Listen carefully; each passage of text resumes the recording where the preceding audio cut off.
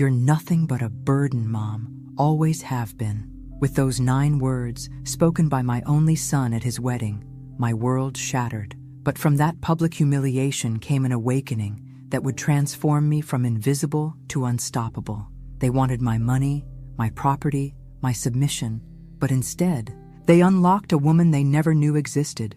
This is the story of how betrayal became my salvation, and how my quiet revenge restored not only my dignity, but my very soul. Subscribe now, and let me know in the comments where you're watching from. This journey might just change your life too. The crystal champagne glass shattered in my hand as Robert's words echoed through the suddenly silent reception hall. 300 guests froze mid-conversation, all eyes turning to me, the mother of the groom, standing alone as blood from my cut palm stained the silk tablecloth crimson. "You're nothing but a weight, Mom. Always have been. My name is Martha Sullivan." At 71, I thought I'd experienced every kind of pain life could offer. Losing my husband too young, raising a child alone, working double shifts until my feet bled. But nothing had prepared me for this moment, when the son I'd sacrificed everything for revealed what he truly thought of me. 3 weeks before the wedding disaster, I stood on the deck of my newly purchased beach house in Rhode Island. This property represented 30 years of sacrifice, second jobs, skipped vacations, clothes from thrift stores. The small blue Cape Cod with weathered shutters had been my personal Everest, and I'd finally reached its summit. "It's perfect," I whispered to the ghost of James, my husband gone 10 years now. "Robert and Vanessa will have a beautiful life here." The real estate agent had called it a $1 million view on a nurse's salary miracle.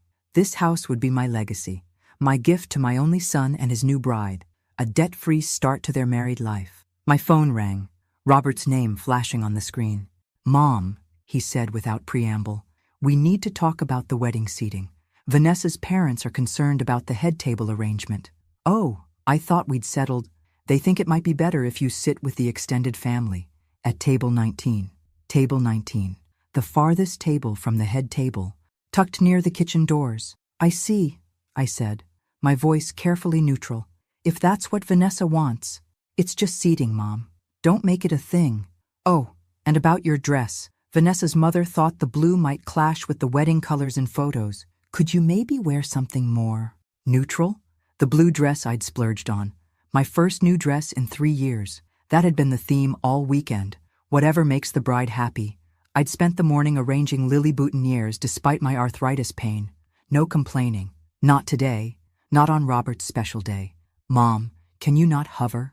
"Vanessa's family has hired professionals for everything," Robert had said, with an edge I pretended not to hear. Now at the reception, I sat at my reassigned table in the far corner, thinking about that beach house, my gift to Robert and Vanessa. I'd worked extra shifts for decades to give my son something special to start his married life. When I finally approached the head table, Robert was on his 4th glass of champagne. "Robert, honey," I said softly, "I wanted to share a little Sullivan family tradition. Your father always said—" "Mom," his interruption was sharp enough to turn heads. "Can you just not? Not everything has to be about Dad or some ancient family tradition. I just thought—" "You just thought you'd make this about you." Again. Vanessa's father was tapping a glass, calling for attention. The room quieted. "A toast," someone called. "Yes, a toast." Robert stood unsteadily. "To my beautiful wife and her amazing family who put together this perfect day." He turned to me with a smile that didn't reach his eyes. "And to my mother, who just can't help but try to insert herself where she isn't needed." A collective intake of breath rippled through the room. "You know, Mom," he continued, louder now, "not every moment of my life needs your input. You don't have to try so hard all the time. It's exhausting for everyone." I felt my cheeks burning. "Robert, You're not helping, Mom. You're not adding anything. You're not anything but a weight, Mom. Always have been." That's when the champagne glass shattered in my grip. The silence was deafening. I could feel 300 pairs of eyes on me, see Vanessa's mortified expression, not at what Robert had said, but at the scene he was causing. A tear slid down my cheek, but I kept my spine straight, the way my mother had taught me. "I'm sorry you feel that way," I whispered, my voice steadier than I felt. "I love you, Robert. Always will." Then I smiled, the kind of smile women of my generation perfected, the one that hides earthquakes beneath its surface. I nodded politely to Vanessa's parents, turned and walked steadily toward the exit, past tables of wide-eyed guests, past the life I thought I knew. Outside, I looked up at the stars, wondering how many times I could rebuild my life from scratch. First when James died, leaving me with a 3-year-old, and now this new knowledge that the center of my world saw me as nothing but a burden, a weight. If only he knew just how light I could become. The morning after Robert's wedding, I returned to my modest 2-bedroom home in Hartford. The silence felt almost like relief after yesterday's emotional storm. I hung my beige dress in the closet, knowing I'd never wear it again. Some clothes carry memories too painful to revisit. My routine resumed, as if nothing had happened. Monday morning, I drove to Oak Ridge Senior Living Center, where I volunteered 3 days a week. After 40 years of nursing, caring for others was woven into the fabric of who I was. "Martha, how was the wedding?" Nancy, the receptionist, asked as I signed in. "Beautiful," I replied with my practiced smile. Everything was just beautiful. "Is that a cut on your hand?" she asked, eyeing my bandaged palm. "Just a little accident with a champagne glass. Hazards of celebrating." I spent the morning reading to Mr. Abernathy, who was losing his eyesight but still loved John Grisham novels, and helping Mrs. Wilson write letters to her grandchildren. Their genuine gratitude provided comfort in its simplicity. When I returned home, the answering machine was blinking. My heart leapt. Perhaps Robert was calling to apologize. I pressed play. "Mom, it's me." His voice sounded strained. "Vanessa and I have been talking, and with the honeymoon and then settling into the new place, we won't be able to make Thanksgiving this year. I know you were planning something, but it's just not going to work. Sorry." The message ended abruptly. No mention of the wedding incident, no acknowledgement of the hurt. And now Thanksgiving, the 3rd family holiday in a row they'd canceled. I sat at my kitchen table staring at the phone. The silence of my home suddenly felt less like peace and more like abandonment. The doorbell rang, startling me. Ellen Henderson from next door stood there, holding a casserole dish. "Tom and I are having a little dinner tonight. Nothing fancy, just some friends. We'd love if you'd join us." For a moment, I considered it. The Hendersons had been kind neighbors for years. But Robert's words echoed. "You're not anything but a weight." "That's very sweet, Ellen, but I'm quite tired from the wedding weekend," I said. "Another time?" After she left, I wandered into my home office where I kept the family albums. I pulled one from the shelf, Robert's childhood years. There he was at 7, missing his front teeth in his school picture. And at 10, proudly holding the science fair trophy I'd helped him earn, staying up late for weeks after my hospital shifts. There were photos from every school play. I'd never missed one, even driving through snowstorms to be there. Pictures from fishing trips after James died, trying to fill both parental roles. Christmases where I'd worked extra shifts to ensure presence under the tree, even in the lean years. The contrast between these memories and yesterday's public humiliation was jarring. Had my devotion been nothing but an annoyance to him? The phone rang. I answered, hoping against hope. "Martha, it's Sarah from the book club. We missed you last week." "I'm sorry. I had wedding preparations," I said. "Of course. How was it?" "Lovely," I lied. Everything was lovely. After hanging up, I realized I couldn't remember the last time I'd done something purely for myself. Book club had been my one indulgence, and I'd missed 3 meetings in a row helping with wedding details. I walked to my bedroom mirror. When had those lines appeared around my eyes? When had my hair become this silver gray? Somewhere along the way, I'd become invisible, not just to Robert, but to myself. The setting sun cast long shadows as I opened my closet. Pushed to the back was a box of James's things I'd never been able to part with. Inside was his watch, his favorite sweater, and a small velvet box containing the pearl earrings he'd given me on our 10th anniversary. "You're the strongest woman I know, Martha," he'd said then. "Don't ever forget that." I put the earrings on and looked in the mirror again. Behind the tired eyes of a woman who'd been told she was a burden was someone else, someone who had survived loss, raised a child alone, cared for countless patients, and kept going when it would have been easier to give up. The phone rang again. This time it was my attorney, Mr. Patterson. "Martha, just confirming our appointment tomorrow to finalize the transfer paperwork for the beach house. Robert mentioned he and Vanessa would be joining us." "Yes," I said, touching one of the pearl earrings. I'll be there. As I hung up, I thought about the beach house, my final gift to the son who saw me as nothing but a weight. The irony wasn't lost on me. I'd spent my entire life lifting others up, only to be told I was dragging them down. Tomorrow, I would sign away the culmination of decades of sacrifice. And then what? Continue to shrink myself, making my existence as unobtrusive as possible? The bedroom grew darker as night fell, but I made no move to turn on the lights. In the shadows, a thought began taking shape, small at first, then growing bolder. What if this wasn't the end of my story, but the beginning? I wore my best navy blue suit to Mr. Patterson's office the next morning. It was outdated, purchased for James's funeral 10 years ago, but it still fit. And somehow its formality gave me strength. I'd carefully bandaged my cut palm and applied enough makeup to hide evidence of another sleepless night. The law offices of Patterson and Associates occupied the third floor of one of Hartford's older buildings, all polished wood and brass fixtures. Mr.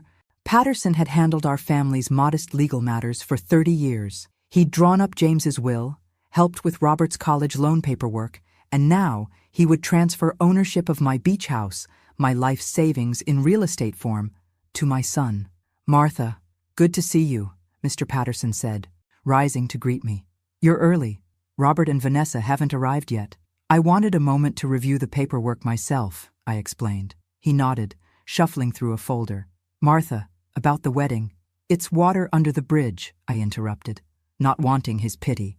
"Is it?" His eyes studied me carefully. "Martha, I've known you for 30 years. I was there when James passed. I've watched you sacrifice everything for Robert. And after what happened at the wedding, I have to ask, are you certain about this transfer? The beach house represents your retirement security." "I have my pension," I said reflexively. And my home is paid off. This is a substantial asset. Once transferred, it's gone. Irrevocable." He leaned forward. "Given recent events, perhaps a trust with conditions might be more prudent." The idea of attaching strings to my gift felt manipulative. Robert was just stressed about the wedding. It wasn't really him speaking. Mr. Patterson didn't look convinced, but led me to a sunlit conference room with documents ready for signatures. I settled at the large table, spreading out the papers before me. The property deed, transfer forms, tax documents, all waiting to make official the giving away of my dreams. The beach house had been my personal goal for over 30 years. I'd first seen it during a rare weekend away with a nursing colleague. A small, weathered Cape Cod with blue shutters, perched on a bluff overlooking the Atlantic in South Kingstown, Rhode Island. I'd fallen in love with its wraparound porch and the sound of waves crashing below. Someday, I'd promised myself, and I'd worked for that someday, picking up holiday shifts when other nurses wanted time off, brown bagging lunches while colleagues ordered takeout, driving the same Volvo for 20 years. Last year, when the house finally came on the market again, I'd been ready. The down payment represented every extra penny I'd saved since James died. The mortgage was manageable with my pension, though it meant no travel or luxuries in my retirement years. Worth it, I'd thought, picturing Robert and Vanessa starting their family there, my future grandchildren building sandcastles on the beach below. I was so lost in these thoughts that I almost missed the sound of familiar voices in the hallway. The door to the adjacent conference room must have been left ajar, because Robert's voice carried clearly into my room. "Is this going to take long? I have a meeting at 2. "Stop rushing," came Vanessa's voice. "This is important. Once we have the deed, we need to move quickly with the realtor." A chill ran through me. "Realtor? I still think we should wait a few months before selling," Robert said, his voice lower. "It might look suspicious." "Why wait? The market is hot right now, and that real estate agent said we could get at least 30% above what your mother paid. That's enough for the down payment on the house in Westport and a decent honeymoon." I sat frozen, my hand clutching a pen so tightly my knuckles whitened. "She'll be hurt if she finds out we're selling it immediately," Robert said, though he didn't sound particularly concerned. Vanessa laughed, a sound I once thought charming, but now sent ice through my veins. "She won't find out. Besides, what's she going to do with all that money anyway? She's almost at retirement age. This way the house benefits people who can really enjoy it." "You're right," Robert agreed. "And we need to start planning for her future care. That senior living place we saw last month has reasonable rates for the state-subsidized wing." "Exactly. The beach house money will set us up, And we won't have to worry about supporting her later. She never has to know, Robert said. She'll sign today, we'll make the right appreciative noises, and by summer, we'll be in our new place. I couldn't breathe. The documents before me blurred as tears filled my eyes. And think how much we'll save when we move her into that state home, Vanessa continued. The beach house basically pays for our future and solves your mom problem in one go. My mom problem, Robert repeated with a chuckle. That's one way to put it. I must have made a sound because their voices suddenly stopped. I gathered the papers with trembling hands and moved silently to the door. Mr. Patterson was coming down the hallway. Martha, are you all right? You look pale.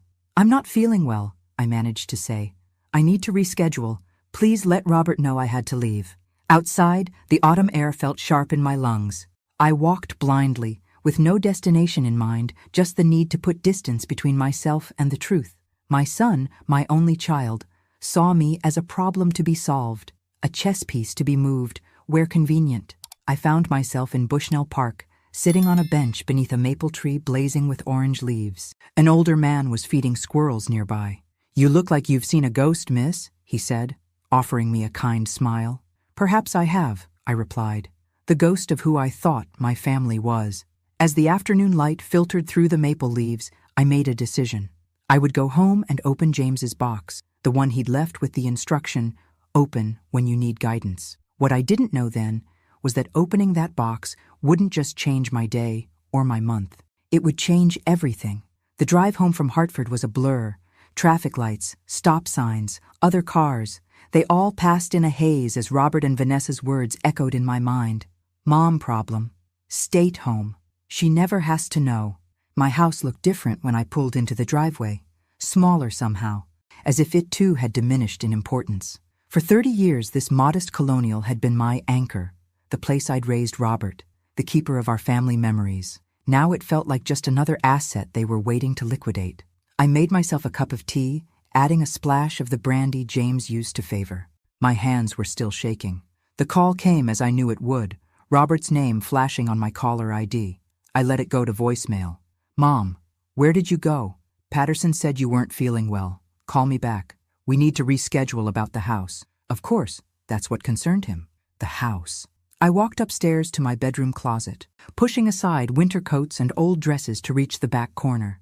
There it was, a simple cardboard box sealed with packing tape. For Martha, written in James's neat engineer's handwriting. Beneath that, his final instruction to me. Open when you need guidance. How many times had I stood here over the past decade, fingers resting on that box, only to turn away? I told myself I was being strong, that I didn't need to reopen old wounds. Now I wondered if I'd simply been afraid of facing a future without the compass of his love. I carried the box to the bed, slicing the tape with scissors. The first item inside was an envelope with "Read me first" written across it. I opened it with trembling fingers. My dearest Martha. James's familiar handwriting blurred through my tears. If you're reading this, I'm gone, and you're facing something that's brought you to your knees. I know you, my love. You wouldn't open this unless you truly needed to. First, let me tell you what you already know, but may have forgotten. You are the strongest person I've ever known. When we met, I thought I was the capable one, the provider, the protector. How wrong I was. Your quiet strength has been the foundation of our family. Your resilience taught me what courage really means. Now, for what you don't know. I've kept a secret from you, my only secret in our marriage. Not out of deceit, but out of love. You remember when my company went public in '85? I told you I sold my shares to pay for Robert's college fund. That wasn't entirely true. I sold half of them. The other half I placed in a trust in your name, with specific instructions that you not be informed until after my death, and then only if you asked about it specifically. Why? Because I know you, Martha. You would have insisted we use that money for Robert's education, or for medical bills, or for 1,000 other practical needs. You would never have kept it for yourself. But some things are just for you, my love. Not for Robert, not for me, for you.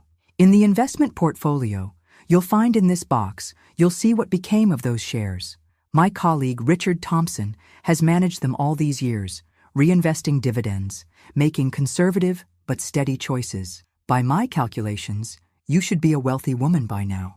Use this freedom well, Martha. Live the life you deserve, Not the life others expect of you. Not the life that makes you smallest or quietest or most convenient. You always said I was the dreamer, but you were wrong. I merely dreamed out loud. Your dreams ran deeper, hidden even from yourself sometimes. It's time to unearth them. It's time to live for Martha. You always were the strongest of us both. Now it's time for the world to see that too. All my love, forever, James. I read the letter 3 times, tears flowing freely down my face. Then I emptied the rest of the box onto the bed. There were more letters, dozens of them, each labeled for different occasions. When Robert graduates, on your 65th birthday, when you feel alone. I set these aside, too raw to read more of James's words tonight. Next came photographs I'd never seen. James and me on our honeymoon, looking impossibly young. The 3 of us at the lake house we used to rent each summer. These weren't the posed portraits that made it into our family albums, but candid shots capturing genuine moments of joy. And beneath it all, a thick manila envelope from Thompson Financial Advisors. With shaking hands, I opened it.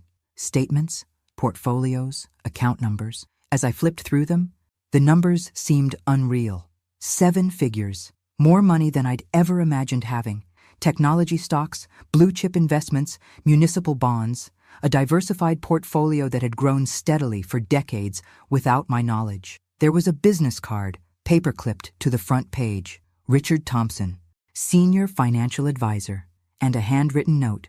Call anytime, Martha. James made me promise to help you when the time came. For the first time since the wedding, I felt something other than pain. I felt possibility. All these years, I'd defined myself solely as Robert's mother, James's widow, my patient's caregiver, never just Martha, never just me. The phone rang again. Robert. Again, I didn't answer. Instead, I picked up another envelope from the box, this one labeled simply, "When Everything Changes." Inside was a photograph of James and me, standing on a beach at sunset. I was laughing, my head thrown back, while James looked at me with such love, it made my heart ache anew.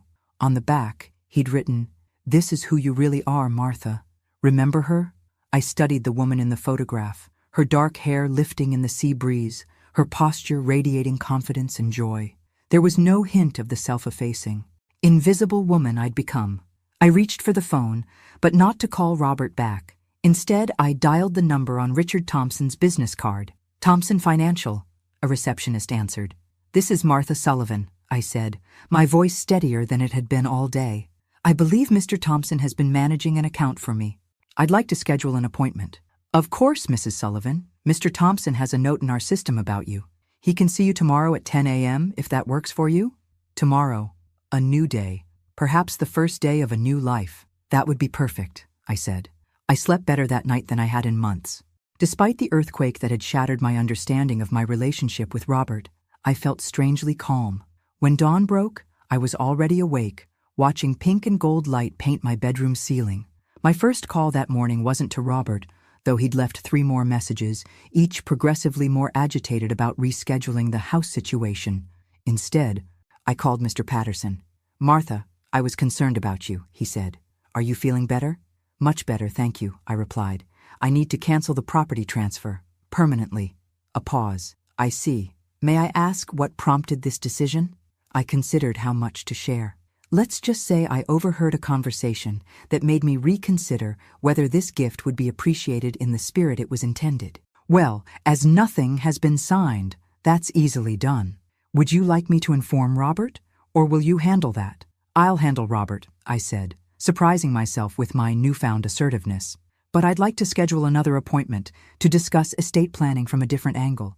"Of course. And Martha, I'm glad you're looking out for yourself." After that call, I dressed with unusual care for my meeting with Richard Thompson, choosing a tailored pantsuit I'd purchased years ago for a nursing conference, but rarely worn since. In the mirror, I hardly recognized myself. Without the slumped shoulders and apologetic posture I'd unconsciously adopted, I looked formidable.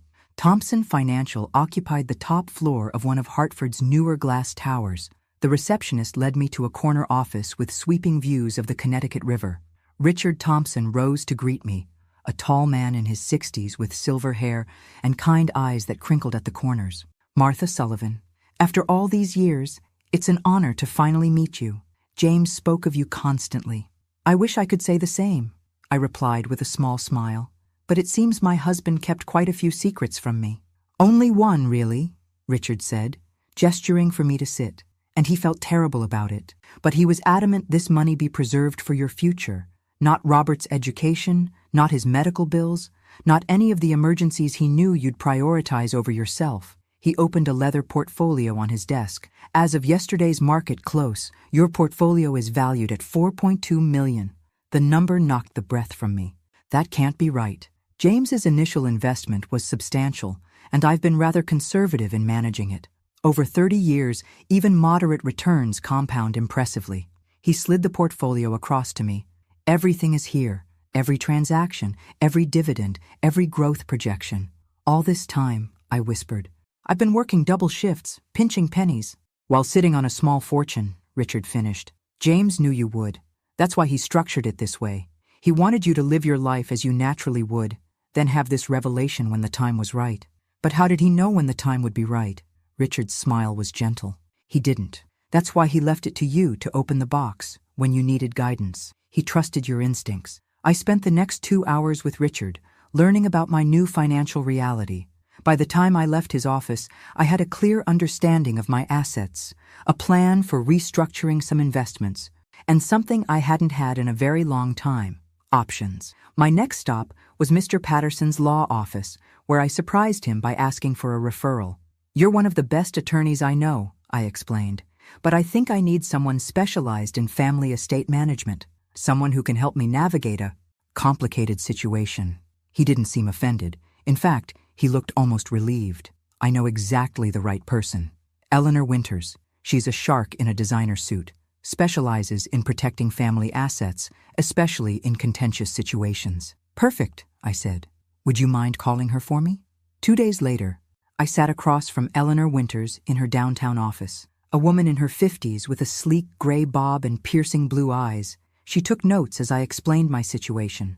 The beach house, Robert's betrayal, my newfound financial independence. So to be clear, she said when I finished, you want to completely restructure your estate plan with specific protections in place. Yes, I want to maintain control of all my assets, including the beach house. I want to ensure I'm never dependent on my son's goodwill for my care.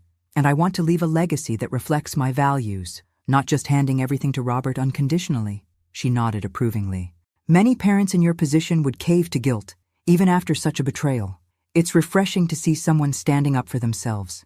2 weeks later, I received a troubling call from Catherine, the realtor who had handled my beach house purchase. Mrs. Sullivan, there's been an incident at your South Kingstown property. The security company found the back door open this morning. Nothing appears to be stolen, but some drawers were searched. I drove to Rhode Island immediately. The police had already gone, leaving only a report. When I checked the office, I discovered what was missing: the drawer containing all the original property documents. On my drive back, I stopped at a gas station and spotted Robert's BMW at the pump next to mine. He was arguing with Vanessa inside the car. I ducked into the store, watching through the window. The desperation written across their faces was clear. This was more than greed. It was panic. I called Eleanor from the parking lot. I need to understand better what's happening in my son's financial life. The next day, her investigator's report revealed an alarming story: underwater mortgages, substantial personal loans, maxed credit cards. Robert and Vanessa weren't just eager for the beach house. They were desperate. They've staked everything on getting that property, Eleanor explained. They've made financial commitments based on money they don't have. I was torn between anger at their manipulation and concern for my son. I called Richard Thompson. Richard, I need a favor. I want to create a trust fund with very specific conditions. With protective measures in place, I could now focus on my own transformation, not just in response to Robert's betrayal, but for the woman I wanted to become.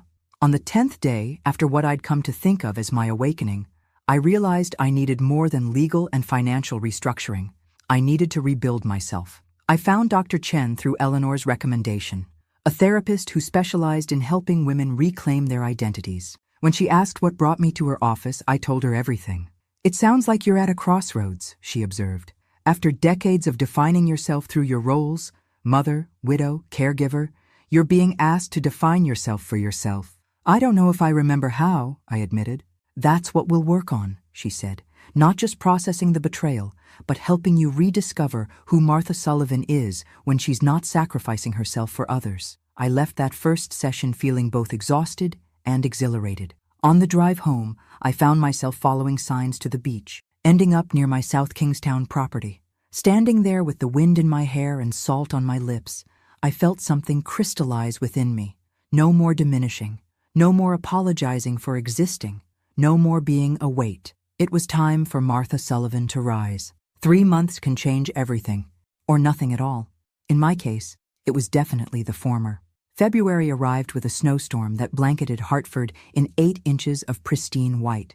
From my living room window, I watched neighborhood children building snowmen, their laughter carrying through the frosted glass. 3 months ago, I might have spent the day baking cookies for them. Today, I had other plans. "You're sure about this?" Ellen Henderson asked as she drove us downtown through the slushy streets. "It's quite a change." "I'm sure," I replied, fingering my long gray hair, soon to be long gray hair no more. Ambiance Salon was warm and fragrant with essential oils. Marco, the stylist Eleanor had recommended, circled me like an artist contemplating a blank canvas. "So," he said, meeting my eyes in the mirror, "you said you want to change. What kind of change are we talking about?" "I've worn my hair the same way since my husband died 10 years ago," I told him. "Before that, I wore it the way he liked it. Before that, I wore it the way my mother thought was appropriate. I've never once worn it the way I wanted." Marco's eyebrows rose. "And how do you want it?" I showed him a magazine photo I'd torn out. A stylish silver bob with side-swept bangs, shorter in the back, angled toward the face. Modern, confident. Nothing like the conservative style I'd worn for decades. "Can you do something like this?" His face lit up. "Honey, I can do better than that. I'm going to make you look amazing." 2 hours later, I emerged, transformed. The woman in the mirror looked 10 years younger and infinitely more self-possessed. My cheekbones were suddenly prominent, my eyes larger, my jawline defined. Most importantly, I recognized her, not as the Martha I'd been lately, but as the woman from the beach photograph James had kept. "Well?" Marco asked, clearly pleased with his work. "It's perfect," I said. "Absolutely perfect." The haircut was just the beginning. Over the next few weeks, I continued my transformation, inside and out. With guidance from a personal shopper at Nordstrom's, I discarded my shapeless, practical wardrobe in favor of well-tailored pieces that actually fit my body. Colors replaced the beiges and navies I'd hidden behind. A makeup consultant taught me simple techniques that enhanced rather than concealed. But the external changes were merely reflections of the deeper work happening within. "What did you love to do before life got in the way?" Dr. Chen had asked during our 3rd session. I'd had to think about it. "I used to paint. Watercolors mostly. Landscapes." "And when did you stop?" "When Robert was born." There wasn't time, and then it seemed frivolous. Dr. Chen's expression had been gentle but challenging. Frivolous to whom? The question followed me home, nagging at my conscience until I found myself driving to an art supply store the next day. I returned with watercolor paper, professional-grade paints, and brushes that felt both foreign and familiar in my hands. My first attempts were hesitant, clumsy things, but by the 3rd try, muscle memory began to return. By the 10th painting, I was losing hours in the focused flow of creativity, emerging only when the light changed or my stomach reminded me to eat. I joined a local art class at the community center. There, I met Sophia, a fellow widow who'd reinvented herself after her husband's death by opening a small gallery featuring local artists. When she saw my work, she offered surprising encouragement. "You have a distinctive style," she told me. "Your use of light is unusual. Melancholy, but beautiful. Would you consider showing a few pieces in my spring exhibition?" I'd laughed, thinking she was being kind. "I'm just a beginner." Again, "Art isn't about technical perfection," she'd replied. "It's about what you communicate, and you're communicating something worth hearing." Through Sophia, I discovered the women's shelter where she volunteered. New Horizons provided safe housing for women fleeing domestic violence, many of them older women who'd endured decades of abuse before finding the courage to leave. Their stories resonated with me, not because James had ever been abusive, but because I recognized the self-erasure, the constant accommodation. Many of these women need to rebuild identities that were systematically dismantled, explained the shelter director. They need to rediscover who they are apart from their abusers. I understand that process, I told her, more than you might think. Soon, I was volunteering twice a week, helping women navigate social services, teaching basic financial literacy, or sometimes just listening. It was different from my hospital nursing, less physical care, more emotional support, but it drew on the same wellspring of compassion that had defined my career. Through all of this, Robert continued his campaign of calls and texts. They'd evolved from demanding to concerned to manipulative. "Mom, we need to talk about the house. Mom, are you sick? Should I come check on you? Mom, I'm sorry for whatever I did. Please just call me." And finally, the nuclear option. "Mom, I'm worried about your mental state. Maybe we should look into having someone check on you regularly." That last message had sent me straight to Eleanor's office. "He's laying groundwork," she'd warned, "suggesting you're not competent. It's a common tactic when adult children want control of assets." So I'd finally answered one of his calls, keeping it brief and composed. "I'm perfectly fine, Robert. I've been busy with new projects and commitments, and I've decided to keep the beach house for now. It's not up for discussion. But Mom, my decision is final. I'll be in touch when I'm ready to talk further." One afternoon, my doorbell rang unexpectedly. I opened it to find Vanessa standing alone on my porch, something unprecedented. "May I come in?" she asked, looking uncharacteristically uncertain without her usual designer outfit and perfect makeup. Over coffee, she revealed a side of herself I'd never seen. "I grew up with nothing," she told me. Literally nothing. My mother was a waitress raising 3 kids alone after my father left. I remember eating macaroni with ketchup for weeks because it was all we could afford. Robert had never mentioned this aspect of her background. "I promised myself I'd never be poor again," she continued. The beach house wasn't just greed, it was security. For someone who grew up like I did, tangible assets mean you'll never have to choose between paying rent or buying food. I wasn't absolving her actions, but for the first time, I saw beyond the perfectly polished daughter-in-law who had built a facade as careful as my own. "Robert's in trouble, Martha. Financial troubles, yes, but beyond that too. He's lost, between the man his father was and the man he thought he needed to be." After she left, I called Eleanor and made some adjustments to the trust fund I'd created. Not to give in, but to acknowledge the full humanity behind the conflict, theirs and mine. Through Eleanor, I also arranged to list the beach house discreetly with Catherine. If I decided to sell, it would be on my terms, to buyers who would appreciate it. On a cold March afternoon, I returned from the women's shelter to find Robert's BMW in my driveway. My stomach tightened, but I'd known this confrontation was inevitable. He stared at me as I approached, shock evident on his face. "Mom, you look different." "I've made some changes," I said, unlocking the door. He followed me inside, taking in other changes: the easel by the window, the colorful throw pillows, the absence of the aging family photos that had cluttered every surface. "What's going on?" he asked. "First you cancel the house transfer, then you practically disappear. Now you've—" He gestured vaguely at all of me. "Done this makeover thing." I handed him a mug of coffee. "Not just a makeover, Robert. A reclamation." "A what?" "I'm reclaiming my life, my identity. The person I was before, I became simply Robert's mother." He frowned. "Is this because of what I said at the wedding? I told you I was drunk, stressed?" "It's because of many things," I interrupted. "That was just the catalyst that helped me see clearly." "See what clearly?" "That I deserve more than to be your afterthought," I said quietly. "That I've spent decades putting you first, only to discover you see me as a burden to be managed. So this is, what, punishment?" I shook my head. "This is growth. For the first time in decades, I'm living for myself, not as your support system, not as James's widow, but as Martha Sullivan, a woman with her own desires, talents, and worth." Robert stared at me as if I'd started speaking in tongues. "I don't understand what's happening here." "I know," I said, and for the first time, I felt a genuine pang of sadness for him. "That's part of the problem." "When will things go back to normal?" he asked, something almost childlike in his confusion. "They won't," I replied gently. "Normal has changed." April arrived with a riot of daffodils and cherry blossoms. I'd always loved spring, the promise of renewal, the lengthening days, the world shaking off winter's constraints. This year, the season felt particularly symbolic. Catherine called on a Tuesday morning with news. I have an offer on the beach house, Martha. It's significantly above asking price. I nearly dropped my coffee mug. Above asking? But we listed it at market value. The Jacobsons fell in love with it, she explained. They have 3 children and have been searching for a waterfront property for years. When they saw the sunset from your porch, Mrs. Jacobson started crying. They don't want to risk losing it in a bidding war. The amount she named made my breath catch.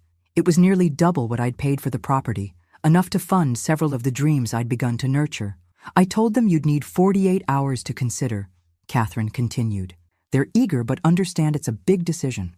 After we hung up, I walked to my newly created studio space in what had once been Robert's bedroom. The morning light streamed through the east-facing windows, illuminating the watercolor I'd been working on, a seascape inspired by the view from the beach house. I'd planned to hang it there someday. Now I had a choice to make: keep the house as my own sanctuary, or sell it and use the proceeds to expand my horizons in ways I hadn't yet imagined.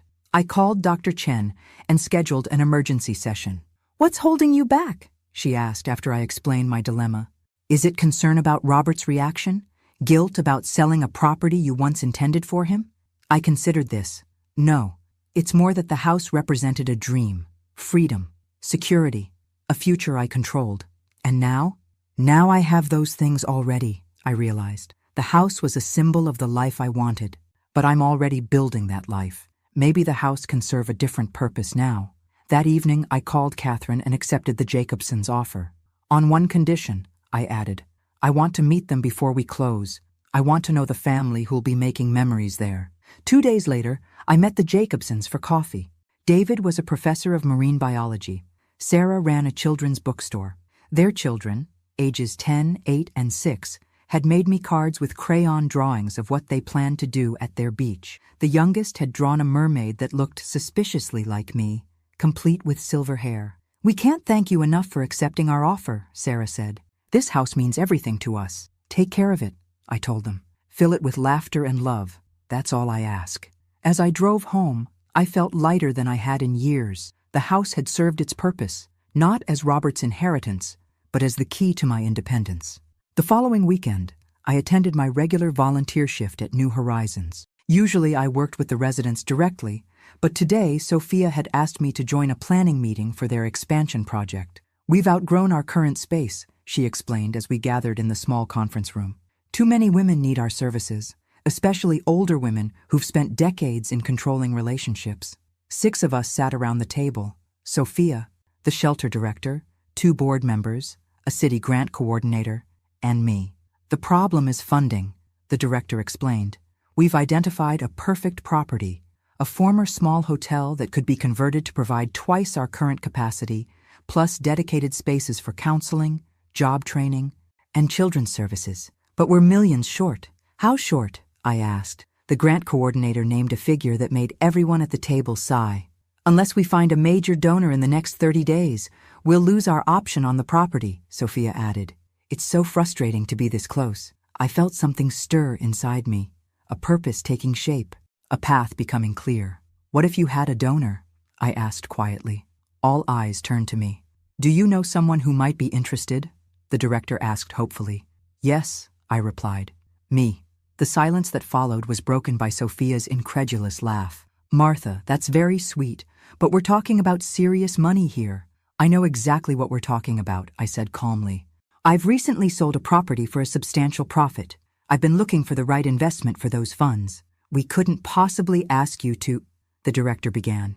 "You're not asking," I interrupted. "I'm offering, but I'd like to propose something specific. Instead of just a shelter, what if we created a foundation focused on women over 50 who need to rebuild their lives? Women with decades of wisdom and capability who just need resources and support to reclaim their independence?" The spark in their eyes told me they understood immediately. This was a demographic often overlooked in support services. Women like me, like many I'd met at the shelter, who had survived long enough to recognize their own value but needed practical help to act on that recognition. Over the next 2 hours, our discussion transformed from managing scarcity to imagining possibility. By the time we left, the outlines of the Second Spring Foundation had taken shape, a comprehensive program that would provide shelter, financial counseling, career retraining, legal support, and community. As I drove home that evening, the setting sun painted the horizon in brilliant oranges and pinks. I thought about Robert, who still hadn't grasped the magnitude of the change in our relationship. He'd called twice more, each time circling back to the beach house, still unable to comprehend that my priorities had fundamentally shifted. I hadn't told him about the sale. That conversation would come soon enough. My phone buzzed with a text from Sophia. "I still can't believe what happened today. You're changing lives, Martha, including your own." I smiled as I pulled into my driveway. After decades of making myself small to accommodate others, I had finally given myself permission to live largely. Richard had helped me establish a solid plan for the beach house proceeds, part for the foundation, part for my own security and future care, and a portion set aside in a special trust for Robert with specific conditions that Eleanor had helped craft. The irony wasn't lost on me. Only by refusing to be diminished had I discovered how much I had to give. The aroma of roasting turkey filled my house as I arranged a centerpiece of autumn flowers and miniature pumpkins. Thanksgiving had always been my favorite holiday, a celebration of gratitude without the commercial pressures of Christmas. But this year felt different, charged with an energy that was both exciting and nerve-wracking. For the first time in 3 years, Robert and Vanessa were actually coming. Their acceptance of my invitation had surprised me, but not as much as their sudden availability after years of being too busy to make the trip. "They've realized the beach house sale is real," Eleanor had said with a knowing smile when I told her. "They want to assess the situation, see if they can salvage anything from their plans." The doorbell rang precisely at 4 o'clock. Robert was nothing if not punctual, a trait he'd inherited from James. I smoothed my burgundy cashmere dress, checked my reflection once more, and opened the door with a genuine smile. "Happy Thanksgiving," I said, welcoming them inside. Robert's double-take was subtle, but unmistakable. In the 7 months since his last visit, my transformation had continued. The confidence I'd found internally now radiated outward. "Mom," he said, awkwardly leaning in for a hug, "you look, well." Vanessa hung back, her smile tight as she handed me a bottle of wine. "Your home looks different." "I've made some changes," I replied, accepting the bottle. "Come in. The others should be arriving shortly." Robert froze halfway through removing his coat. "Others? I thought this was just a family dinner." "I've expanded my definition of family," I explained, hanging their coats in the closet. "The Hendersons are coming? My neighbors? You've met them before? And Sophia from the foundation and Mr. Patterson. A few other friends." Robert and Vanessa exchanged a look I pretended not to notice. This wasn't the intimate setting they'd expected, one that would allow them to corner me about financial matters. "Why don't you relax in the living room while I finish up in the kitchen?" I suggested. "There's wine open on the coffee table." As they moved toward the living room, I heard Vanessa's whispered, "She redecorated everything. Even your father's chair is gone."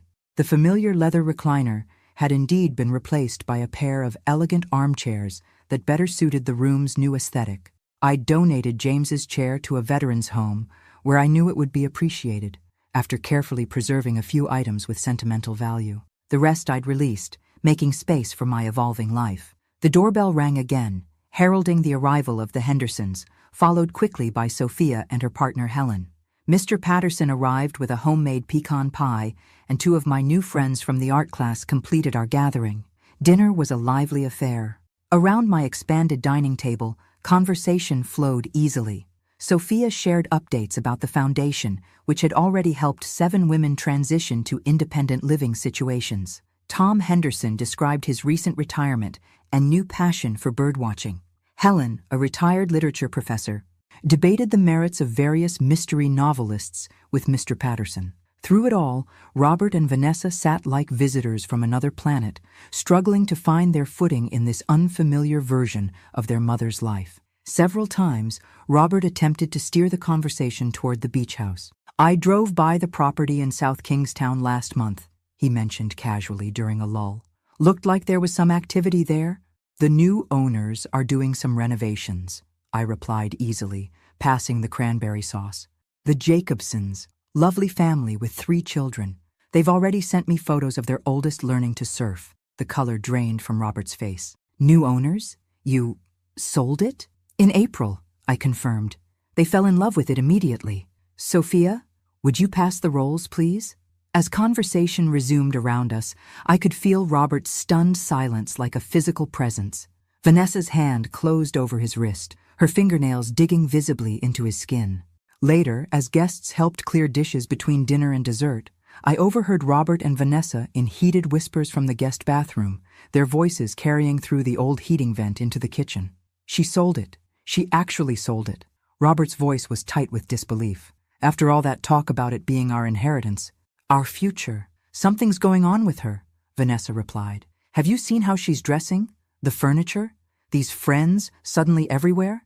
She's having some kind of breakdown or midlife crisis. She's 71. That's hardly midlife. Whatever it is, we need to figure it out. The house money has to be somewhere. We need that money, Robert. I know, Robert hissed. But look at her. She's not the same person. She used to be manageable. The word hung in the air like a slap. Manageable. Is that how my son had seen me all these years? Not as a person with my own desires and agency, but as something to be managed. We need to get her alone, Vanessa continued. This crowd wasn't an accident. She's avoiding a real conversation about the money. The following morning, I took my usual early walk through the park near my home. The air was crisp, the grass still frosted. As I rounded the lake, I spotted Robert sitting alone on a bench, staring at the water with reddened eyes. Robert? I approached cautiously. He turned, startled. Mom, what are you doing here? Morning walk. And you? He shrugged. Couldn't sleep at the hotel. I sat beside him, keeping a respectful distance. For several minutes, we watched the mist hover over the lake in silence. Vanessa and I fought all night, he finally said, his voice hoarse. About the house, about you, about money, about everything. I'm sorry, I replied, and truly was. Despite everything, I never wished unhappiness for my son. He gave a bitter laugh. You were right, you know. About the house. We were going to sell it immediately. We even had a buyer lined up. I know. He looked at me surprised. How? I have my resources now, I answered simply. Robert sighed deeply. What happened to us, Mom? When did I become this? He gestured to himself with evident disgust. We're in trouble, he said abruptly. Financial? Serious? I thought as much. Loans, mortgages. We gambled everything on the beach house. He rubbed his face. It was stupid, reckless. We took on debt based on money we didn't have. Why not ask me for help directly? His laugh was bitter. And admit I failed? That I needed my mother to rescue me? After I'd tried so hard to prove I was... He stopped, realizing what he was about to say. Better than me? I completed gently. He hunched his shoulders, shame evident on his face. Come with me, I said, standing. I want to show you something. At the foundation office, I handed him a file containing details of the trust fund I'd established with part of the beach house proceeds. It would help with his immediate debts, but came with strict conditions: mandatory financial counseling, complete transparency, and regular community service at the foundation's financial literacy program. Why would you do this after everything we did? He asked, staring at the documents in disbelief. Because you're my son, I replied simply. And because I believe you can be better than your worst decisions. As I watched him drive away, a file tucked under his arm, I wondered if I'd made the right decision. The trust wasn't a blank check. It was an opportunity for growth, if he chose to take it. That evening, I received an unexpected email from Vanessa, simply titled, "Thank you."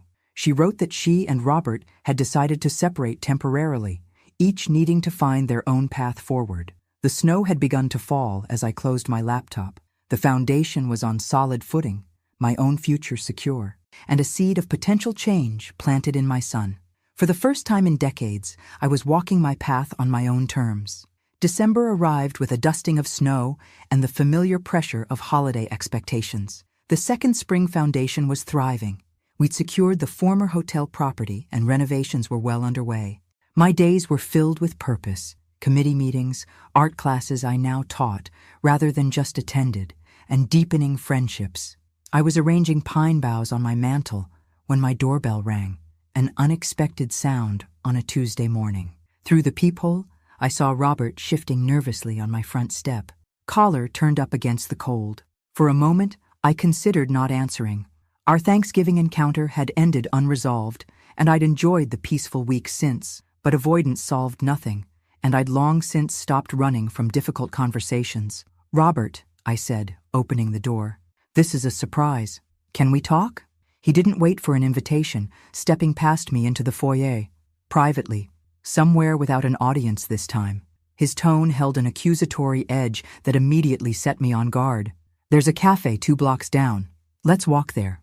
I deliberately chose a public setting, partly on Eleanor's advice to always meet in places where others could witness our interactions, partly because I knew Robert would be less likely to create a scene. The cafe was busy with morning customers, but we found a corner table away from the main traffic. Robert ordered black coffee. I chose Earl Grey tea. We sat in awkward silence until our drinks arrived. "I'm listening," I said finally, warming my hands on the teacup. Robert stared into his coffee. "I want to know why you're doing this. The real reason, not some line about finding yourself or whatever." "That is the real reason," I replied. "Sometimes the simplest explanation is true. So this has nothing to do with punishing me for what I said at the wedding." I sighed. "Robert, not everything is about you." He looked up, startled. "What's that supposed to mean?" "It means that my choices aren't a reaction to you. They're about me, about how I want to live the remaining years of my life. But the timing is connected to what I overheard, yes. Hearing you and Vanessa discuss me as a problem to solve was illuminating. But my response wasn't about punishment. It was about finally seeing clearly how one-sided our relationship had become." Robert shifted uncomfortably. "Look, what you heard, it wasn't like that. We were just talking, exploring options that involved selling the home I spent decades saving for and putting me in a state facility to maximize your profit," I said calmly. "Those were your exact words, Robert. Solve your mom problem." The color drained from his face. "I didn't mean—" "You did," I interrupted gently. "And that's okay. It showed me where I truly stood in your life, not as someone to be loved or respected, but as a resource to be managed." A woman at the next table glanced over, then quickly looked away when she caught my eye. "You've always been so selfless," Robert said, leaning forward. "Everything for me, for Dad, for everyone else. That's who you are, Mom." "No," I corrected. "That's who I was conditioned to be. The perfect mother, the supportive wife, the woman who never inconveniences anyone. But beneath all those roles was a person, a complete human being with dreams and desires of her own. So now you're just, what? Living for yourself? Spending the beach house money on clothes and furniture?" His gesture toward my camel hair coat carried undisguised judgment. "Among other things," I agreed, refusing to be baited. "I've also established a foundation for women rebuilding their lives after trauma or loss. I'm teaching art classes. I'm traveling to the national parks I've always wanted to see. I'm living a full life, Robert." He stared at me as if I were speaking a language he couldn't quite translate. "But what about us? What about your family? What about us?" I echoed. "Tell me honestly, Robert, before the beach house situation, when was the last time you called me just to check how I was doing? Not to ask for something, not out of obligation, but because you genuinely cared about my happiness?" The silence that followed was answer enough. "I still love you," I said more softly. "You're my son. Nothing changes that. But love without respect isn't healthy for either of us. So that's it? You're just moving on?" There was genuine bewilderment in his voice. "I'm moving forward," I corrected. "And you're welcome to be part of my life, my real life. Not the convenience I represented before, but only if you can see me as a whole person, not just your mother." Robert's phone buzzed. He glanced at it, then back at me with new urgency. "The beach house money. What did you do with it? Was it really all spent on this foundation thing?" So that was why he'd come. Not reconciliation, not understanding, but a last attempt to salvage something from his failed plan. "My financial decisions are no longer your concern," I said, my voice firm but not unkind. "I've made provisions for my future care that don't involve being warehoused in a state facility. Beyond that, what I do with my resources is my business." "But what about our future? Vanessa and I were counting on that money for the house in Westport, for starting a family eventually." I was confused. "I thought you and Vanessa had separated. At least that's what her email suggested." He flushed. "It's complicated. We're trying to work things out. The trust fund you set up helps, but it's not enough for what we had planned." Now I understood. He had accepted the trust fund with its conditions, but was still hoping for more. still seeing me primarily as a source of financial support. I spent 30 years counting on having a son who valued me for more than my assets, I replied. We both faced disappointment. Robert's expression hardened. Is this how it's going to be now? You holding the past over my head forever? No, I said, finishing my tea. This is me establishing healthy boundaries, something I should have done decades ago. Mom, he tried again, desperation creeping into his voice. After everything we've been through, everything you and Dad sacrificed for me, you really would deny your only son a better future? I'm not denying you anything, Robert. I'm finally giving myself the respect I deserve. I stood, placing money for our drinks on the table. When you're ready to build a relationship based on mutual respect rather than what you can get from me, I'll be here. As I walked home through the light snow, I felt a complex mixture of sadness and liberation. The conversation had gone exactly as Eleanor had predicted, the progression from guilt to accusation to outright demand. But something unexpected had happened too. For the first time, I'd faced Robert's manipulation without crumbling, without that instinctive maternal urge to smooth things over at my own expense. I'd held my ground, maintained my boundaries, and walked away with my dignity intact. The snow was falling more heavily now, transforming the familiar streets of my neighborhood into something magical and new. Like my life, I thought. Recognizable in its outlines, but utterly transformed in its substance. I was also starting to consider a more significant change. Yesterday, I'd seen a lovely cottage for sale in coastal Maine. Perhaps it was time for a fresh start in a new place, somewhere without the weight of old memories. The idea of waking up to ocean views every morning, of painting on a deck overlooking the Atlantic, was beginning to take hold in my imagination. The winter ahead might be cold, but spring would come again, and this time I would meet it as my complete self. Christmas lights transformed Hartford into a glittering wonderland as December deepened. I'd always loved the holidays, even in the lean years after James died, when I'd worked extra shifts to ensure Robert had presents under our modest tree. This year, I was experiencing the season with new eyes, not as an orchestrator of others' joy, but as an active participant in my own. The Second Spring Foundation's holiday fundraising gala was scheduled for Christmas Eve at the Hartford Hilton. As the founding donor, I'd been deeply involved in the planning, determined to make our first major public event both meaningful and successful. The ticket sales have exceeded our expectations, Sophia told me as we finalized arrangements. The mayor's attending, along with several state representatives. The Hartford Courant is covering it. This is going to put us on the map, Martha.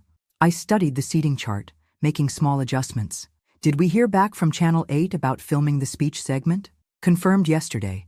They'll run it on the late news and again on Christmas morning. Perfect, I said, feeling a flutter of nervous excitement. While I'd grown more comfortable speaking at our board meetings and donor luncheons, this would be my first time addressing hundreds of people, and potentially thousands more via television. Are you ready for your moment in the spotlight? Sophia asked, seeming to read my thoughts. I think so, I replied. The story needs to be told. The invitation list had been carefully curated. Community leaders, potential donors, and supporters of women's initiatives throughout Connecticut. I hadn't included Robert and Vanessa, assuming they'd be spending Christmas Eve with her family as they had the previous 2 years. So I was stunned when, 3 days before the event, my doorbell rang and I found them on my doorstep.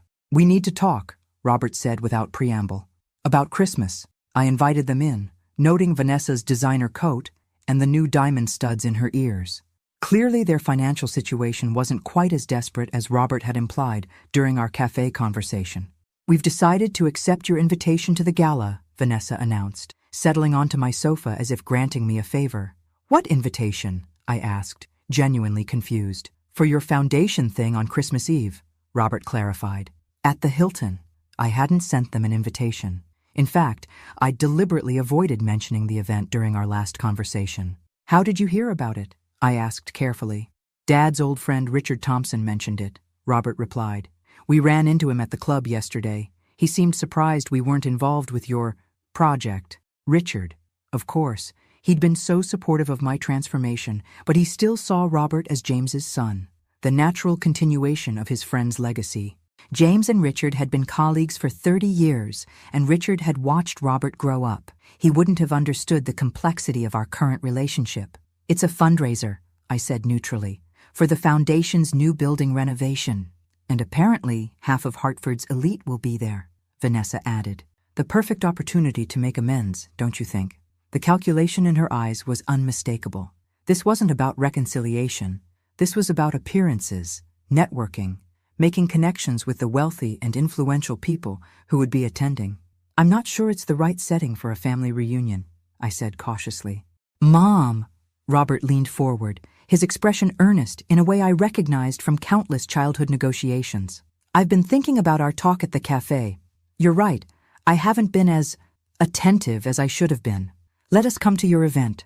Let me support this new chapter in your life. I studied my son's face, looking for sincerity beneath the performance. There was something there, perhaps not the full recognition I'd hoped for, but a glimmer of understanding that things had changed irrevocably between us.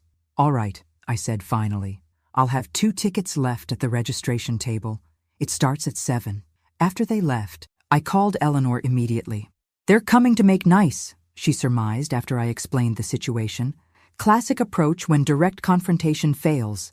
They'll be on their best behavior, present a united front with you publicly, then leverage that renewed connection later. Should I have refused? No, she said thoughtfully. Let them come. Just be prepared for what happens after, the inevitable ask, whatever form it takes. The night of the gala arrived, clear and cold, with stars crisp against the winter sky. I wore a gown of deep emerald silk, a color I'd never have chosen in my previous life, but that now felt perfectly right against my silver hair and the simple pearl pendant James had given me on our 25th anniversary. The Hilton's grand ballroom had been transformed with elegant decorations in the foundation's colors of silver and sage. Photos of our first 7 graduates, women who'd successfully transitioned to independent living with our help, were displayed alongside architectural renderings of the new facility. I circulated through the growing crowd, greeting guests, accepting congratulations, introducing our board members. Out of the corner of my eye, I spotted Robert and Vanessa arriving, both impeccably dressed and immediately scanning the room to identify the most important attendees. Your son made it, Sophia murmured, appearing at my elbow. Yes, I replied, though I'm not entirely sure why. Well, you look stunning, she said, squeezing my arm reassuringly. Remember that when you get up to speak. An hour later, after dinner had been served and the live auction conducted, the program director announced me as the keynote speaker. As I made my way to the podium, I caught sight of Robert and Vanessa at their table near the front, watching me with expressions I couldn't quite read. The television cameras positioned discreetly at the back of the room recorded as I adjusted the microphone. Good evening, I began, my voice steadier than I'd expected. My name is Martha Sullivan, and at 71, I'm embarking on the most meaningful adventure of my life. The room quieted, hundreds of eyes focused on me. We call our foundation Second Spring because we believe it's never too late to bloom again, even after the harshest winter. Many women reach my age having spent decades putting others first, their children, their spouses, their parents, their communities. They've shaped their identities around service and sacrifice, often at the expense of their own dreams. I paused, letting my gaze sweep across the room. There's nobility in that sacrifice, but there's also danger, the danger of becoming invisible, even to yourself, the danger of allowing others to define your worth based solely on what you can provide them, the danger of becoming, in someone else's words, nothing but a weight. From the corner of my eye, I saw Robert stiffen. Vanessa placed a restraining hand on his arm. My own journey toward reclaiming my identity began with painful words spoken in a moment of unguarded truth, words that forced me to confront how thoroughly I'd erased myself in service to others' needs and expectations. As I continued, sharing the story of the Foundation's creation and our vision for the future, I was careful never to identify Robert directly or reveal the specific details of our estrangement. This wasn't about public shaming.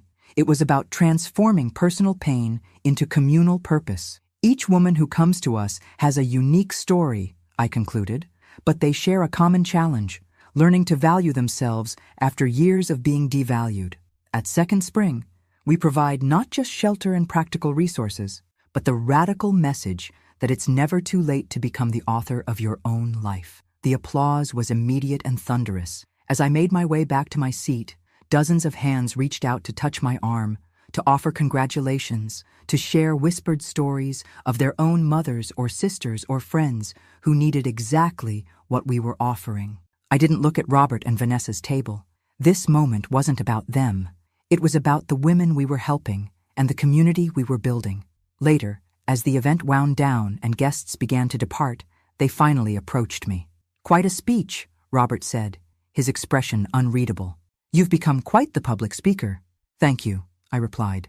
"The cause matters to me."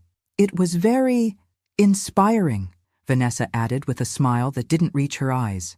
"We'd love to talk more about how we might support your foundation, perhaps over brunch tomorrow?"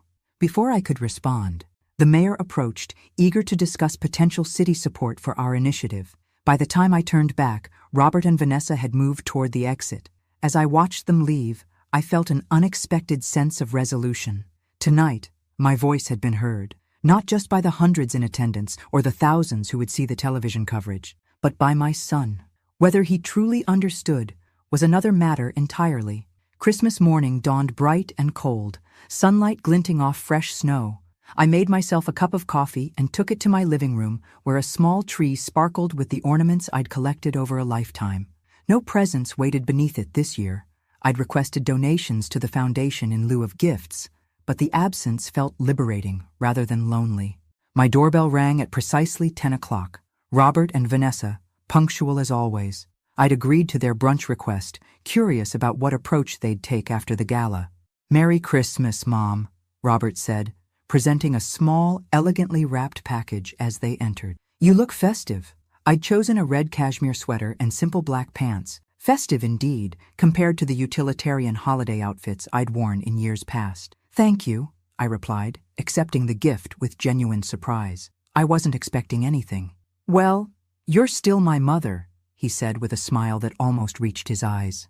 Some traditions shouldn't change. I invited them into the dining room, where I'd prepared a simple spread of quiche, fruit salad, and cranberry muffins. The table was set with my good china, not because I was trying to impress them, but because I'd decided months ago to stop saving my beautiful things for special occasions that never came. "Your speech last night was quite impressive," Vanessa commented as she served herself. "Everyone was talking about it. The foundation seems to be gaining real momentum." "Yes," I agreed. "We've helped 23 women in just 6 months, and the new facility will triple our capacity." "It's quite an accomplishment," Robert said, studying me with newfound curiosity. "Dad would be proud." The mention of James caught me off guard. "I think he would," I agreed softly. We ate in relative harmony, discussing neutral topics: the unseasonably cold weather, a mutual acquaintance's new grandchild, the film they'd seen the previous week. It was the kind of polite conversation we might have had at any point in the past decade. Pleasant, but ultimately hollow. As I cleared the plates for coffee, Robert cleared his throat. "Mom, about last night, seeing you on that stage, hearing everyone's response to your work, it made me realize how much I've underestimated you." I paused, genuinely surprised by what sounded like authentic recognition. "All these years," he continued, "I've thought of you in one way, as my mother. I never really saw you as a whole person with your own dreams and capabilities. That's a common pattern in parent-child relationships," I said carefully, pouring coffee into my grandmother's delicate cups. "We get locked into roles that can be hard to transcend." "Well, I want to transcend them," Robert said with sudden intensity. "I want us to have a new relationship, a better one. Last night showed me what's possible for you, for us." Vanessa nodded encouragingly. "We've been doing a lot of thinking since our last conversation, about respect and boundaries and everything you talked about." Their sincerity seemed genuine, yet something felt rehearsed about this sudden awakening. I sipped my coffee, giving myself time to consider their words. "I appreciate that," I said finally. "A healthier relationship would mean a lot to me." "Great," Robert said, exchanging a quick glance with Vanessa. "Because we have an idea we wanted to run by you, a way to support your foundation while also strengthening our family bonds." There it was, the inevitable ask Eleanor had predicted. "I'm listening," I said. "Vanessa and I think the foundation would benefit from having a family presence on the board," Robert explained. "Someone who shares your values but brings different skills to the table. I could help with the financial planning, investment strategy, that sort of thing. And I could handle media relations, public communications, Vanessa added eagerly. Last night's coverage was good, but with my PR background, we could really elevate the foundation's profile. I studied their expectant faces, recognizing the strategy at work. Unable to access my resources directly, they were now attempting to position themselves within the structure I'd created, where they'd have influence, connections, and eventually, control. It's an interesting suggestion, I said neutrally. The board does make all financial decisions for the foundation. Their expressions brightened at what they perceived as an opening. The thing is, I continued, our bylaws require board members to demonstrate a history of commitment to women's issues and a personal understanding of our mission. It's not just about professional skills. Well, I'm your son, Robert said, as if that credential spoke for itself, and Vanessa and I are both committed to supporting your vision. Since when? The question slipped out before I could soften it. Robert blinked. What? Since when have either of you demonstrated commitment to women's empowerment or financial independence? What personal connection do you have to our mission of helping women reclaim their identities after years of erasure? The silence that followed was heavy with unspoken realities. Neither of them had shown the slightest interest in these issues until they'd realized the beach house money had been channeled in this direction. Perhaps we could start by volunteering, Vanessa suggested, recovering first. Learn more about the day-to-day work before considering board positions. It was a reasonable pivot, and in another context I might have embraced it. But the calculation behind their sudden interest was too transparent to ignore. I think that's a conversation for another time, I said gently. Today is Christmas. Why don't we just enjoy being together without agenda? Robert's jaw tightened almost imperceptibly, but he nodded. Of course, you're right. We moved to safer topics for the remainder of their visit, but the easy rapport of brunch had evaporated. When they rose to leave an hour later, there was a stiffness in Robert's demeanor that spoke of thwarted expectation. At the door, I handed him a small box wrapped in simple silver paper. Merry Christmas, Robert. You didn't have to, he began, then stopped himself, accepting the gift with a puzzled smile. Open it now, I suggested. I'd like to see your reaction. He unwrapped it carefully, revealing an old velvet jeweler's box. Inside lay a faded photograph, Robert at about 7 years old, sitting on James's shoulders at the beach, both of them laughing in the summer sun. I'd found it among James's papers in the box I'd opened so many months ago. Turn it over, I said quietly. On the back, in James's neat handwriting, family is never a burden, it's a blessing. Robert and Dad, Cape Cod, 1999. Robert stared at the inscription, color rising in his cheeks. When he looked up, his eyes were bright with unexpected tears. Dad wrote this? I nodded. He treasured your relationship. So did I. For the first time in our difficult year, I saw a crack in Robert's carefully maintained facade, a glimpse of genuine emotion rather than strategic manipulation. Mom, he began, then stopped, seemingly at a loss for words. It's okay, I said softly. You don't have to say anything right now. Just think about what it means. To be seen as a blessing, not a burden. That's what everyone deserves. As they walked to their car, I saw Robert look down at the photograph again. Vanessa was saying something, her expression impatient, but he didn't seem to be listening. I closed the door and returned to my living room, curling up in one of my new armchairs with a book I'd been wanting to read. Outside, snow began falling again, soft flakes drifting past my window. The unopened gift from Robert and Vanessa sat on my coffee table. I would open it later. For now, I was content with the small seed of awareness I might have planted, not through accusation or demand, but through a simple reminder of what family should mean. Whether that seed would grow remained to be seen. 1 year can change everything. As I stand on the deck of my new seaside cottage, watching waves crash against the rocky Maine coastline, I can barely recognize the woman I was last December.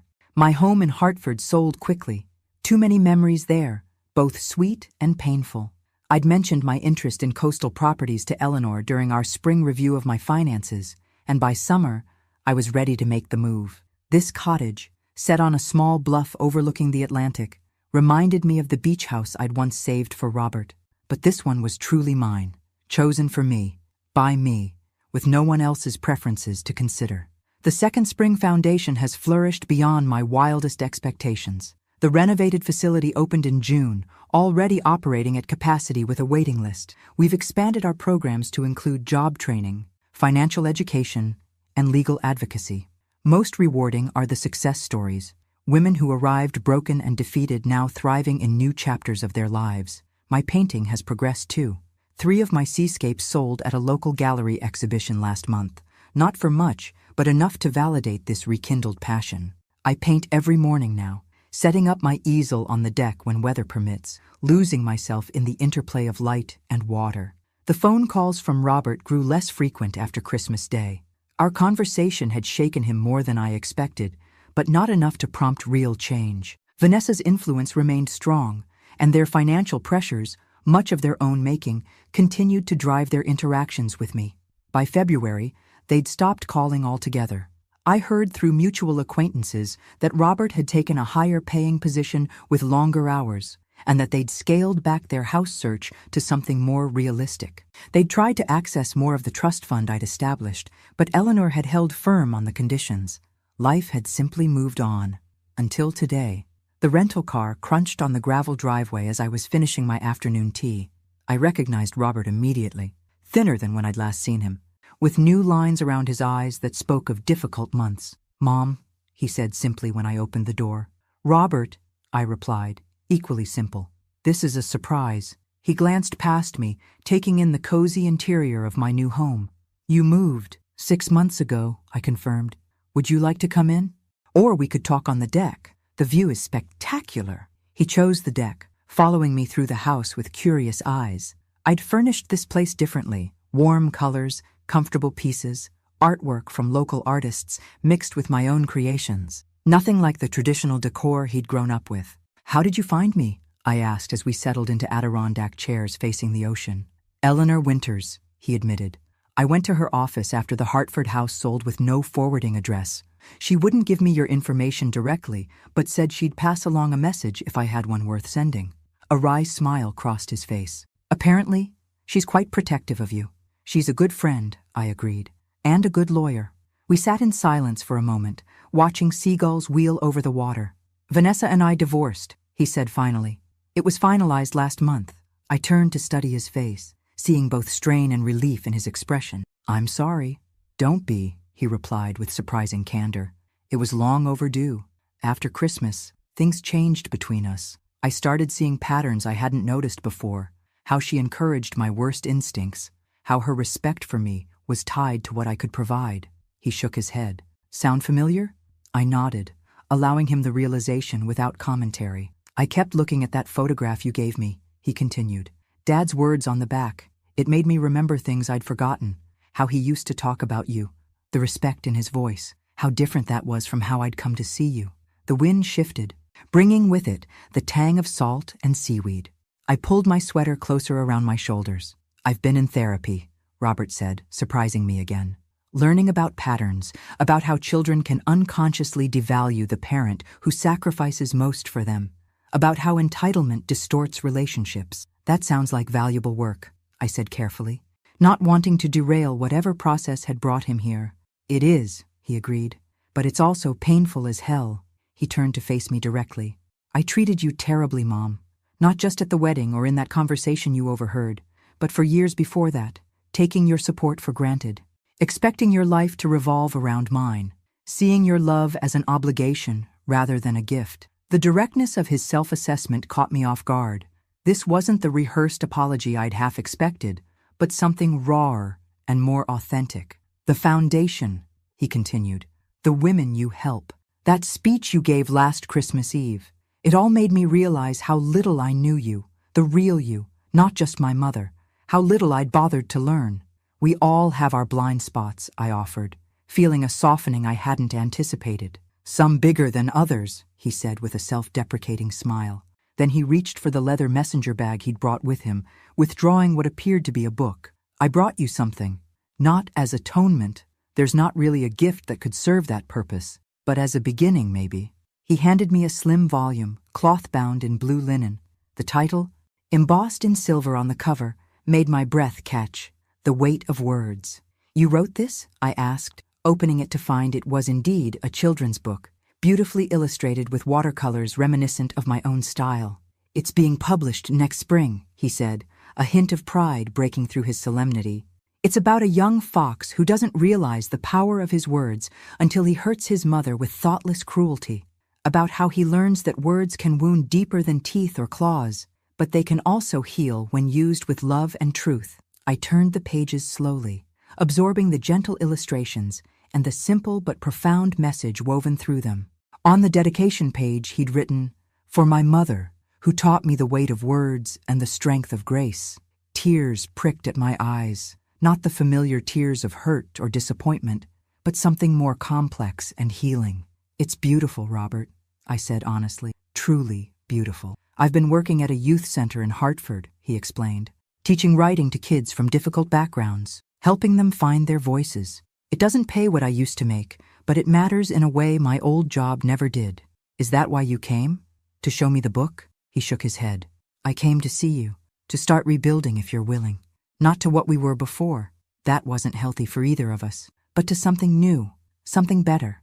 The sun was beginning its descent toward the horizon, painting the water in shades of gold and amber. In that moment, I thought of James and what he would make of this scene. His wife and son, separated by pain, but perhaps finding their way back to each other through hard-earned wisdom. "Would you like to stay for dinner?" I asked. "Nothing fancy, just soup and bread and honest conversation." "I'd like that very much," Robert replied. As we walked along the shore afterward, the tide coming in and erasing our footprints behind us, Robert asked about my painting, my friends, my new life. For perhaps the first time, he listened without agenda, genuinely curious about who I'd become. "Are you happy, Mom?" he asked as twilight settled over the water. I considered the question carefully. "I am," I said finally, "not in the uncomplicated way of youth, but in the deeper way that comes from living authentically, even when it's difficult, from knowing my own worth isn't dependent on anyone else's assessment. I'd like to learn that," he admitted, "to be more like you." "You'll find your own way," I assured him. "We all do, eventually." When he left the next morning, promising to call soon, I didn't know if this fragile reconnection would blossom or wither. Relationships damaged by years of imbalance aren't easily repaired, and trust, once broken, rebuilds itself in careful increments, not dramatic gestures. But standing on my deck as his car disappeared down the coastal road, I felt a sense of peace that had nothing to do with Robert's visit and everything to do with my own journey. Whatever happened between us, reconciliation, polite distance, or something in between, I was whole in myself, complete. I turned toward my easel, where a half-finished painting waited, a sunrise over stormy seas, light breaking through clouds. It needed work, balance, the right interplay of shadow and illumination. Like life itself, some people spend their entire existence carrying the weight of others' expectations, I thought as I lifted my brush. I had finally learned to carry only what brought me joy. The weight of words had nearly crushed me once. Now they had become the bridge to a new understanding of myself, of my son, of the complex, imperfect beauty of human connection. As I added touches of gold to the canvas horizon, I smiled, 72 years old, and still discovering who Martha Sullivan could be. It wasn't too late. It never is. Thanks for listening. Don't forget to subscribe and feel free to share your story in the comments. Your voice matters.